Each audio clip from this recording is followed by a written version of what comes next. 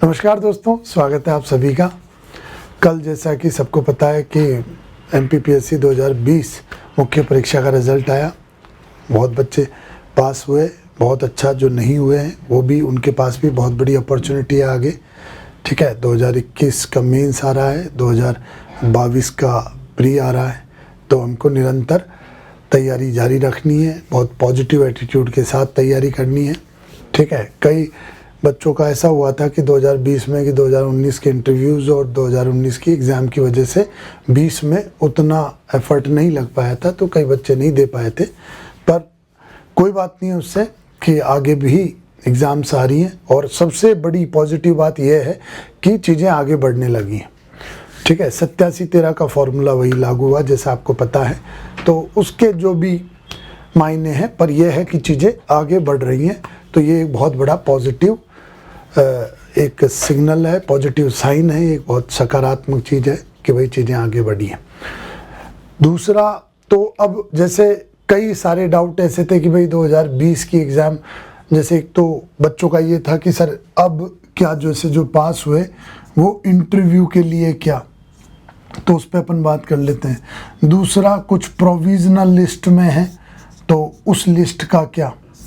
तीसरा, कई बच्चे पटवारी कर रहे थे प्लस अभी इंटरव्यू कॉल आया है, जैसे हमारे यहाँ भी कुछ बच्चे हैं उस तरह के, तो उसका क्या है ना, उसमें क्या करना है। तो 2-3 बातें देख लेते हैं, और कोई अगर बातें होंगी तो वो भी अपन डिस्कस कर लेंगे। तो पहला तो ये है कि बहुत पॉजिटिव वे में अपन को ये इस रिज़ल्ट को लेना है। अपना इंटरव्यू कॉल आया है तो हमको अभी बेसिकली जैसे 2-3 चीज़ें जो है, जब तक की चीज़ें क्लेरिफाई नहीं होती हैं, कि वही जैसे उसमें बोला गया है कि 6 मार्च तक आपको डॉक्यूमेंटेशन भेजने हैं या DAF भेजना है। तो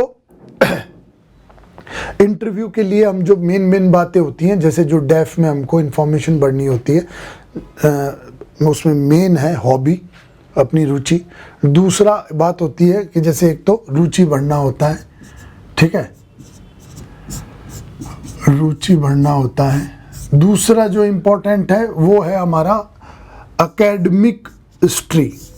ठीक है, एकेडमिक हिस्ट्री हमारी क्या रही है, तो उसको बहुत ध्यान से अपन को बढ़ना होता है। जैसे कई बच्चे क्या होते हैं कि अभी मेंस और इन सब, मान लो कई अभी बच्चे ऐसे होंगे जो पोस्ट ग्रेजुएशन कोर्स कर रहे होंगे या कोई डिप्लोमा कर रहे होंगे, तो कई बार ऐसा कन्फ्यूज़न होता है कि सर इसको भरें या नहीं भरें। कई बच्चे ऐसे आए जो जिनके पास की डिग्रीज अभी नहीं हैं, तो पहला तो अपन यही करें कि पूरे डॉक्यूमेंट लगभग अपन इकट्ठे कर लें, या जो डॉक्यूमेंट कम है उसको बनाने का प्रयास करें, उनको प्राप्त करने का प्रयास करें। पहला तो ये है।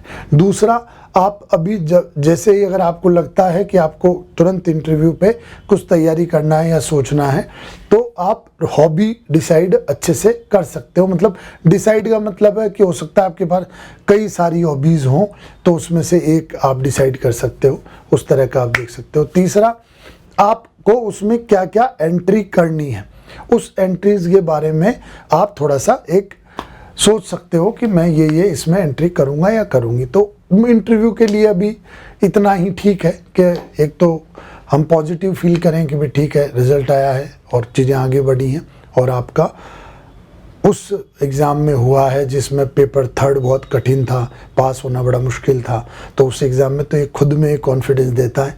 ठीक है, तो एक इंटरव्यू के लिए अभी बस इतना बहुत है कि आप हॉबी पे थोड़ा सोचें और एंट्रीज़ के बारे में आप सोचें, बस इतना। प्रोविज़नल लिस्ट तो बिल्कुल जिस भी लिस्ट में अपना नाम है, अपन को अच्छे से तैयारी करनी है। ठीक है, क्योंकि आगे क्या होगा, कैसा होगा, उन सब चीज़ों को छोड़ते हुए भाई अपना नाम उसमें आया है तो अपन उसके लिए तैयारी करें। इंटरव्यू की एज सच बहुत ज़्यादा तैयारी, मतलब ऐसा नहीं है कि कोई मेंस एग्ज़ाम या प्री एग्ज़ाम की तरह तैयारी है, तो हम उसमें थोड़ा थोड़ा देख सकते हैं अभी। और बाकी और जो चीज़ें चल रही हैं, जैसे प्री का एग्ज़ाम हमारा आने वाला है, तो प्री पर अपन फोकस रखें अच्छे से। ठीक है, और अगर हम पटवारी कर रहे हैं तो पटवारी को भी कंटिन्यू बनाए रखें, क्योंकि ऐसा नहीं, जैसे मान लो अभी देख लेंगे, मान लो ये 3rd पे अपन देखें कि कुछ बच्चे हमारे यहाँ भी हैं ऐसे जिनका इंटरव्यू कॉल भी है और पटवारी भी वो तैयारी कर रहे हैं और पटवारी में अच्छा परफॉर्म कर रहे हैं, मतलब दे आर प्रोबेबल, मतलब सिलेक्शन होने के मतलब उस लिस्ट में और दावेदारी वाले स्टूडेंट हैं। क्योंकि कई तो सिलेक्शन होने की दावेदारी में इसलिए बोल रहा हूँ कि टेस्ट वगैरह में अच्छे नंबर आ रहे हैं, अच्छा कर भी रहे हैं, ठीक है। तो थोड़ा सा अभी ऐसा सोचना चाहिए कि जो हम चीज़ें कर रहे हैं उनको कंटिन्यू रखें, ऐसा नहीं कि अब हमारा इंटरव्यू में आ गया है तो उसको एकदम हम छोड़ें, ठीक है। उसको भी, क्योंकि पटवारी की भी एग्ज़ाम आने वाली है, तो अगर हम यहाँ तक आए हैं और एक बहुत बढ़िया लेवल हमारा चल रहा है तो क्यों ना उसको कंटिन्यू करें, थोड़ा सा टाइम बैलेंस करें दोनों में। और ऐसा सच अभी इंटरव्यू में पहले इतना टाइम देने की ज़रूरत नहीं है कि जैसे भी डेट्स आएंगी, चीज़ें फाइनलाइज होंगी, उसमें थोड़ा टाइम लग सकता है, पता नहीं वो कब क्या होगा। तो जैसे ही डेट्स वगैरह आएंगी और लगेगा कि अब इंटरव्यू शायद होंगे, है ना, और या ये शेड्यूल होगा, तब हम लोग बहुत अच्छे से प्रिपेयर कर लेंगे। तब तक थोड़ा थोड़ा जो इंडिविजुअल पर काम करना है, जैसे कि हमारा हॉबी क्या है, हमारी पर्सनल डिटेल्स क्या है, बायोडेटा क्या है, उस पर हम काम करें, ठीक है। तो यही है बस मोटा मोटा। मैं पहले तो मतलब बहुत बहुत बधाई देना चाहूँगा उन स्टूडेंट्स को जो जिनका सिलेक्शन हुआ है, और चाहे वो प्रोविजनल लिस्ट हो, चाहे वो दूसरी लिस्ट हो, मेन लिस्ट हो, जिस भी लिस्ट में हो, चाहे अपन जिस भी कैटेगरी में हो, पर पहले तो वी शुड फील कॉन्फिडेंट कि हमारा लिस्ट में नाम है और हम इंटरव्यू के लिए चयनित हुए। दूसरा, तैयारी भी हमको करनी है हमारे स्तर पर धीरे धीरे, स्लोली। ऐसा नहीं कि एकदम सब चीज़ें छोड़कर हम इंटरव्यू पर ही कूद गए, नहीं, इस तरह का नहीं। हाँ, अगर हम सब जगह से फ्री हैं, सब जगह से फ्री कहने का मतलब हम पटवारी नहीं कर रहे, कोई और एग्ज़ाम तैयारी नहीं कर रहे, और हम पीएससी में ही लगे हुए हैं या प्री का तैयारी कर रहे हैं, तो थोड़ा थोड़ा प्री का देखते हुए हमको तैयारी इंटरव्यू की भी आगे बढ़ानी है। इसी चीज़ों यही चीज़ें हैं बस। उसके साथ ही अगर आपको कोई और डाउट है तो वो आप कमेंट भी कर सकते हैं, पूछ भी सकते हैं, इंस्टीट्यूट आ सकते हैं। बट ठीक है, आप पीएससी की, अगर आप ऐसे स्टूडेंट हैं जो प्योर पीएससी में ही लगे हुए हैं, तो आप पीएससी की बहुत अच्छे से तैयारी करें। चीज़ें आगे बढ़ेंगी अब, है ना, चीज़ें होंगी।